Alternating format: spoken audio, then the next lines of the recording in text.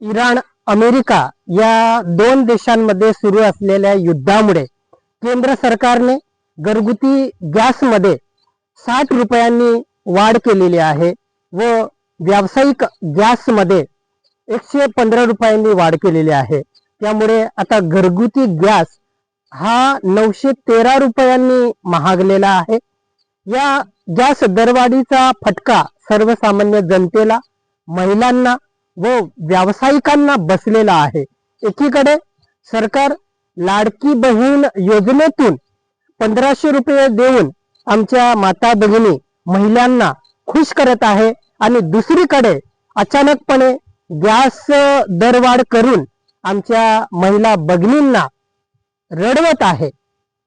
या गॅस दरवाढीमुळे पूर्वीसारखे लोक आता चुलीवरती जेवण बनवायला त्यांनी सुरुवात केलेली आहे।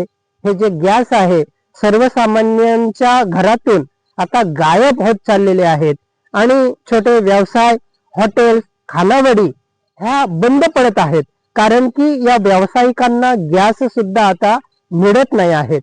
त्यामुळे हे जे महिला भगिनी आहेत, व्यावसायिक आहेत, सर्वसामान्य जनता आहे, हे या गॅस किमतीत झालेल्या या दरवाढीच्या विरोधामध्ये आक्रोश व्यक्त करत आहेत, नाराजी व्यक्त करत आहेत। म्हणून सरकारने तात्काळ हे जे गॅस सिलेंडर मध्ये केलेली दरवाढ आहे ती रद्द करावी अशी आम्ही बिरसा फायटर संघटनेतर्फे सरकारकडे मागणी केलेली आहे। ही दरवाढ जर रद्द नाही केली तर आम्ही सरकारच्या या चुकीच्या धोरणा विरोधामध्ये, या महागाई विरोधामध्ये बिरसा फायटर संघटनेतर्फे तीव्र असं आंदोलन छेडणार आहोत। जय बिरसा, जय आदिवासी।